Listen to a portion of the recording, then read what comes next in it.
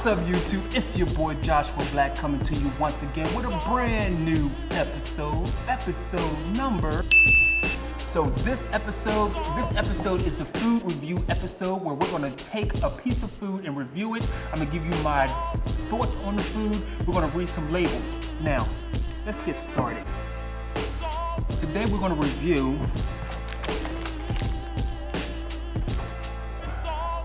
the complete cookie, which is also known as the vegan cookie. Now, I wanted to do this review after watching so many videos and so many other vegan YouTubers do a video on this. I took my time and I really wanted to do it right. So here we go.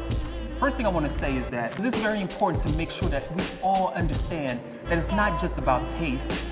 It's not about if it tastes good. It's about, is it good for you? Even if it's junk food, is it good for you? Don't you really want to be about foods that are good for you, even if it's junk food?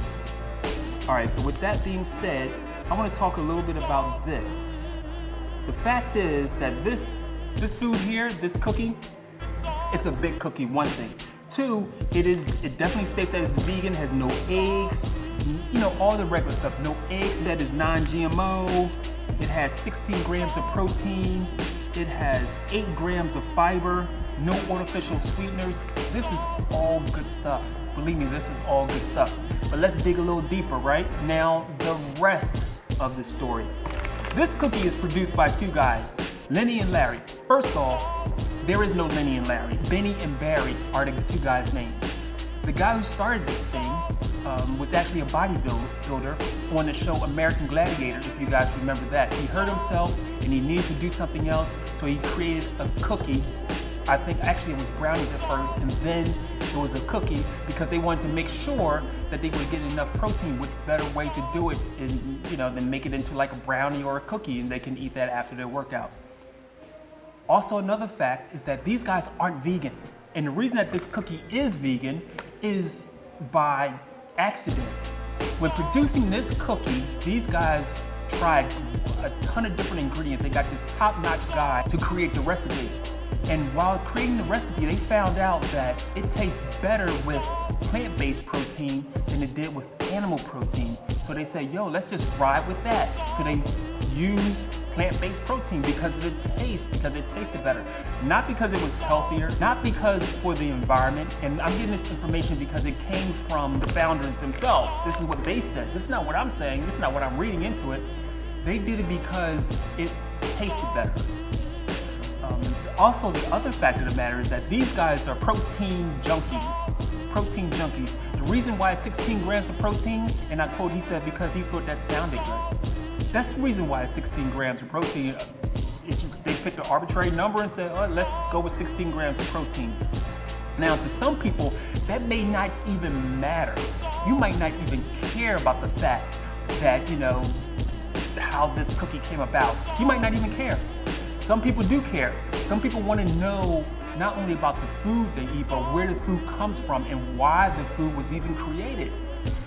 Now, I believe this thing is their marketing geniuses, because once they found out that there was a niche market for a vegan cookie, they just rode with that fact. And all of a sudden now they're the vegan cookie, even though that's not their intentions, even though the founders are not vegan. It just happened to be that way based upon a recipe. That's what guided this whole thing. Now, the fact of the matter is that it's a huge cookie. It's about $2, which is, I guess, within reach for a snack. But let's talk about the ingredients of this thing. Now, we already know that it's vegan. It doesn't have any of the crap as far as dairy products in it, so that's a good thing. But let's talk about this. This is not a health food. This is by far, no way, no how healthy at all.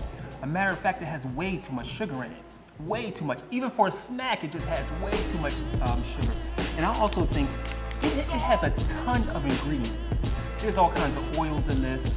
There's sunflower oil, there's palm oil. It's just way too many ingredients for my liking. Also, the fact that it has oil in it just cancels it out for me. Now, granted, it's still vegan, and it's on a rare occasion when you want something sweet, grab one of these things. I'm not saying that, but I'm just saying be mindful what you're taking in. Also, the fact, like I mentioned before, it has a ton of sugar. Not only does it have cane sugar, I wrote down some notes. It has brown rice syrup. And I said, once I read that, I was like, what the hell is brown rice syrup?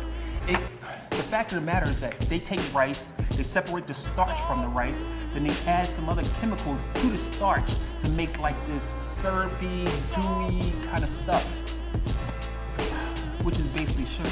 Because by the time that reaches your small intestine recognizes that as glucose, sugar. So this is way too much sugar, period. Now it does state that there's 2 servings, and that can be a little problematic because I always wonder why it's 1 package, but why is it 2 servings? It's a big cookie, but honestly it's really just 1 serving. It's 2 servings because this is also what I found out. Now this stuff has in it what's called monoglycerides. Now monoglycerides is manufactured exactly the same way of hydrated oil. Hydrated oil is nothing but trans fats, and we all know trans fats are dangerous. That's why you rarely see them in any foods anymore, and we should avoid them by all costs. But the fact of the matter is that the government allows manufacturers or cookie makers or bakers, whoever, packaged foods or packaged products to include no more than a half a gram of trans fat without having to list it on the label. Monoglycerides has trans fat in it. That's just the way it is. It has trans fat in it, but it's under a half a gram. And by law, if it's under a half gram per serving, they do not have to list it on the label. It's just too much mysterious stuff going on with this. I don't know. I didn't like the backstory about this. So this is not something I will be eating. I did try it, not knowing. After I tasted it, I said, like, let me dive a little deeper because I don't want to just be, on the surface. I want to dig in deep about some of this food and share some true information because it's not just about what tastes good.